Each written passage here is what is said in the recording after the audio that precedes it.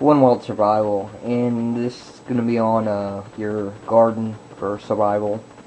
Um, Basically, what we're going to do is we're going to cover the seed types and your soils and testing and pots and planters and grow lights and all sorts of things.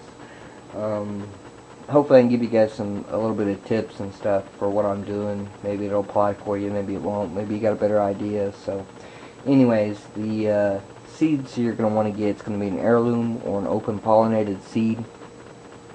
And the reason why you're going to want that is when you plant those hybrid seeds and you harvest them for next year to plant them again, the viability of the seed or having the seed to sprout is going to be almost zero. See, that's why you want to go with the open pollinated or the heirloom seeds, which are definitely, you're going to have to get those. I'm not going to recommend any place. It's up to you where you guys get them. Just find a good reputable dealer. If you don't have any, I mean, I got these from Vegetable Seed Warehouse on the internet. There's also Baker Creek in Missouri. You can just type in heirloom seeds and it'll pull up a list. Look for a business that's been around a while.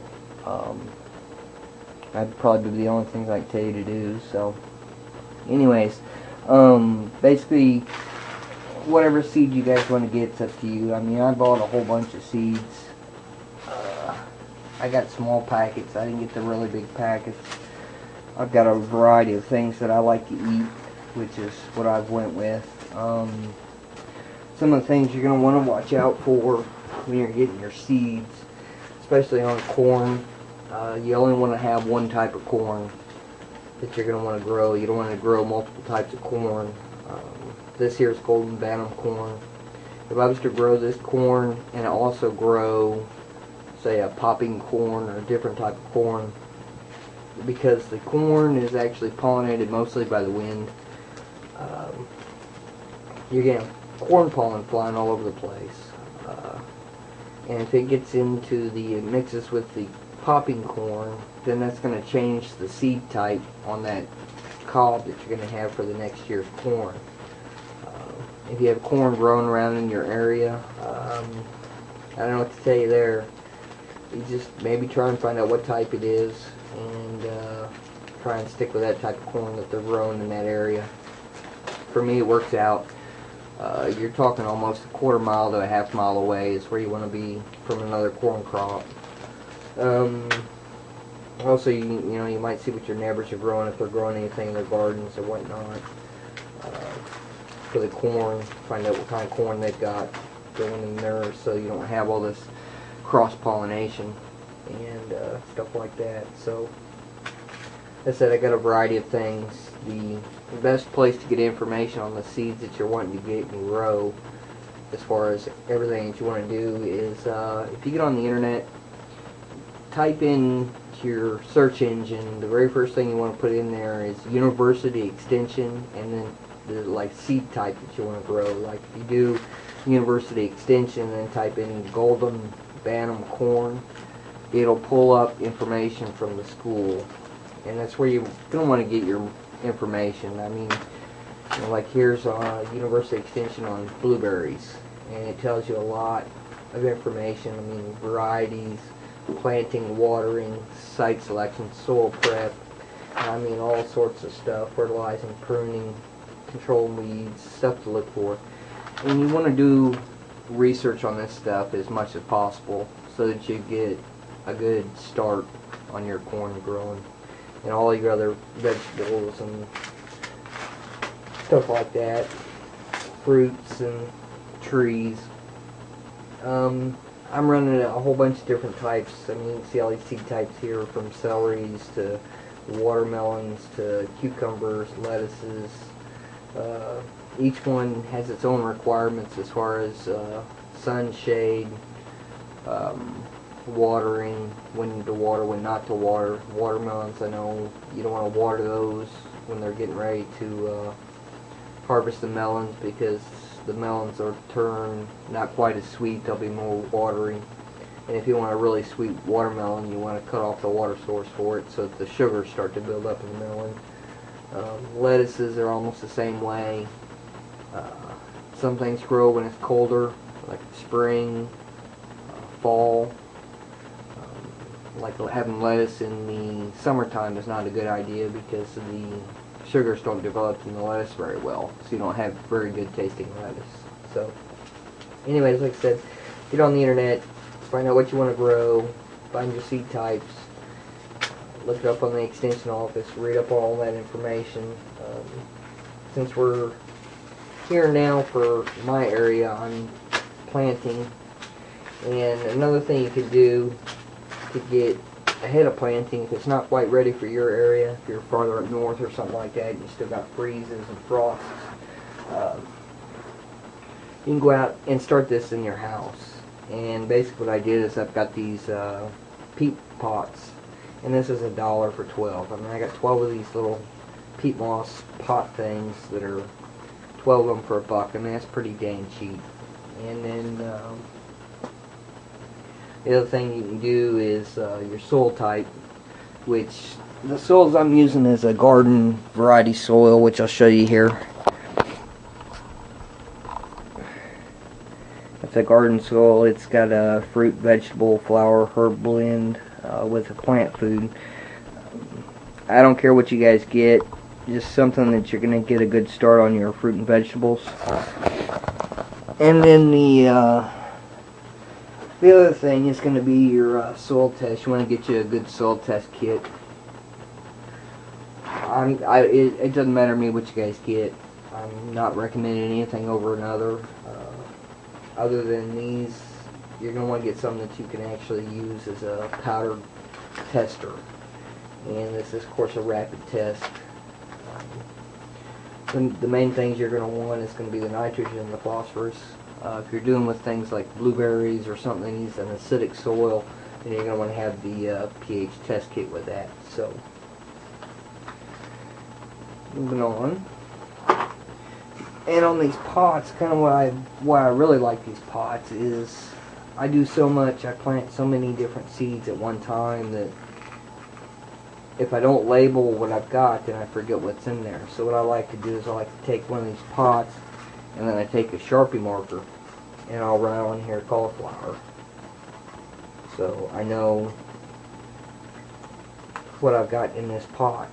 And if I do more than one seed, then I'll put a 2 down here that tells me I've got 2 seeds in here. If there's nothing, then I know it's just one seed and it'll be right in the middle of the pot. And the reason why I do 2 seeds is some of them won't come up. If you see here, I planted these probably 2 weeks ago. And basically what we've got here, if I pull one of these out, I can look and read what I've got written. I don't know if you guys can see this or not because it's wet. Is a Market 76 cucumber. And there's actually a 2 on here that tells me I've got 2 planted. Of course, I had 2 come up.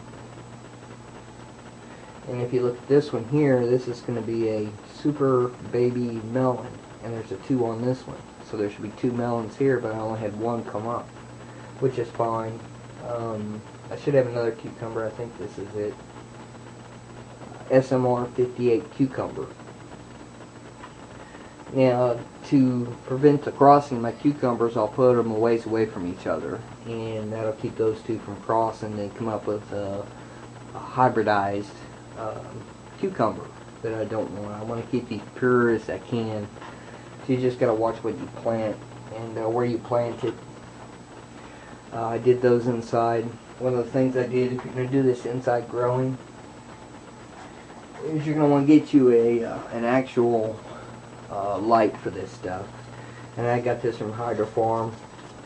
This is an actual true grow light, and you're going to want to use something that's an actual true grow light because the bulb puts off almost replicated the sunlight. If you get just a regular bulb in there, it's not going to, your plants aren't going to do as good because this is actually producing as close to it can the levels of the sunlight that comes out. So, and another thing I did is I put a timer on it, and of course my timer set for 7:30 to 7:30. So 7:30 in the morning till 7:30 at night. Turns on at 7:30, turns off at 7:30 in the evening. Good idea with these to do that so that you keep the natural cycle going. More is not better in light, just like water. You don't want to overwater. You don't want to have too much sunlight on there because the plants need time to turn themselves off. And because if you keep them constantly turned on, they'll burn themselves out. So anyway, that's some tips for you there. And so basically with these pots and having it this way, like this one's labeled broccoli, cauliflower, what I'll do is take these, after I put my soil in there, I pack it in as tightly as possible. If you read your seed package, it tells you the depth to plant your seeds. That one's broccoli, so what I'll do is I'll just take one broccoli. Since broccoli is a really big plant, it needs 18 inches spacing. I'll just put one in there for my broccoli.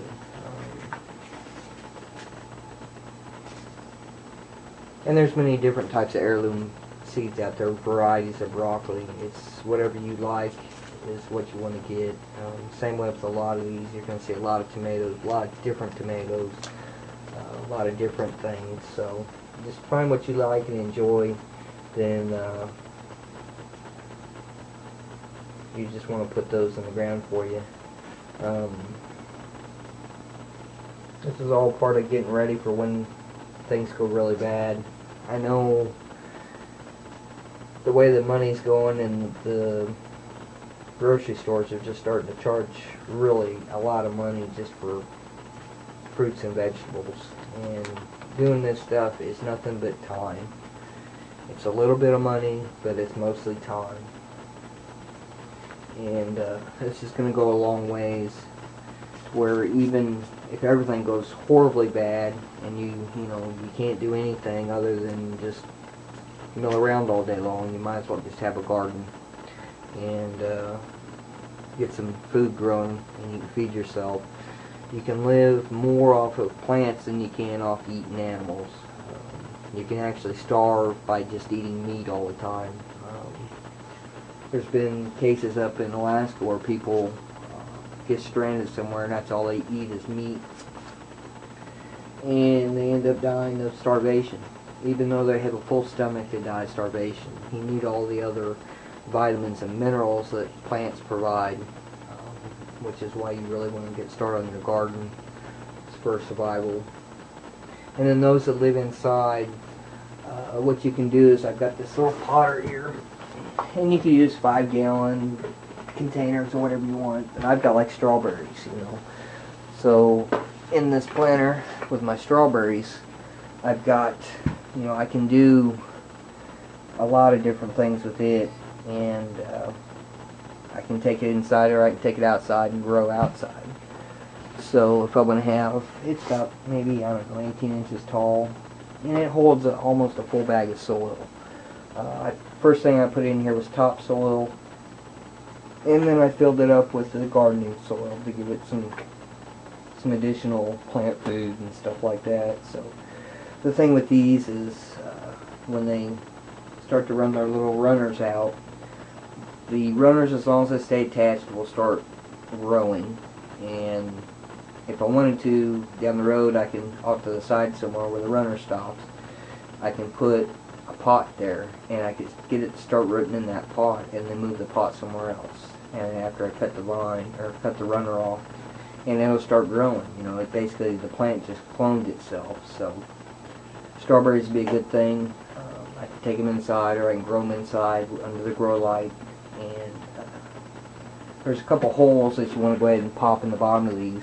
Otherwise, they'll just fill up with water and drown your plants, and you don't want that. The other thing I did is I went out, since it's been raining here for the past couple days, is go out and find you some worms and throw you some worms in there, and basically those worms will aerate the soil for you, and they'll also break down some of this woody material that's in the stuff, and start basically giving your plants food. So anyways, that's kind of like my quick tips and stuff. some other junk I've got growing, which is, these are what's called a hardy kiwi, and things like this, you're going to want to have a male plant, which is this one here. It looks kind of raggedy because my cats ate it, and they killed my female, so I had to order another female plant. But you want a male and female for these. Some blueberry species, if you love blueberries, you're going to want to have the pH tester to test the soil, because they live in acidic soils. And basically, you run into this, aluminum sulfate is probably the best thing to get for it to lower your pHs. With this stuff, as soon as it dissolves and you pour it in the ground, it'll start to change that soil pH really quick. And blueberries have got to have that lower soil pH. And I run two varieties of blueberries. Some things are self-pollinating, like trees and blueberries. Some things need to have cross-pollination, which is going to be like the blueberry plants. I've got two different varieties of blueberry. I've got Premiers, and I've got, what's the other one? I think it's, hold on, listen, it's a Brightwell, I think. Yeah, Brightwell and Premier is what I've got as my two blueberry plants that I've got. And basically they'll pollinate each other, and you'll grow a lot more berries that way. Some trees require a second tree for pollination. They don't self-pollinate. And that's just some things you gotta keep in mind. I'll do a quick planting on this using one of these. So basically what you do is you take your plant that you're going to do. If you do this on the carpet, you want a piece of paper so all your dirt stays on the paper. And then just get you some soil with another pot. Dump it in there.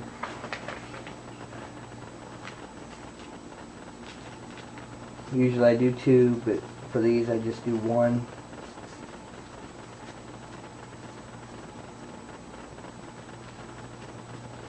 You can do two if you want to do two. Just remember you're going to want to remove one of those plants for these, because they need an 18-inch spread.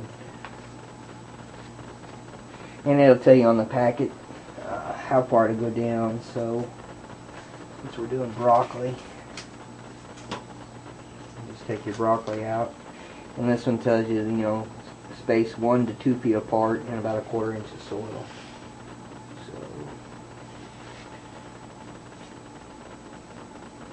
Basically put that right in the center. Just cover it with a little bit of soil. Push it down. And then you can water it. And basically what we'll do is I'll go out to my garden outside, and we'll see that how it's going outside.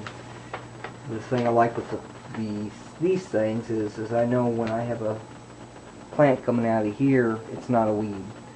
It makes it weeding really easy, so it's almost you can't fail your first time, other than failing to water or putting it in shade when it needs to have full sun.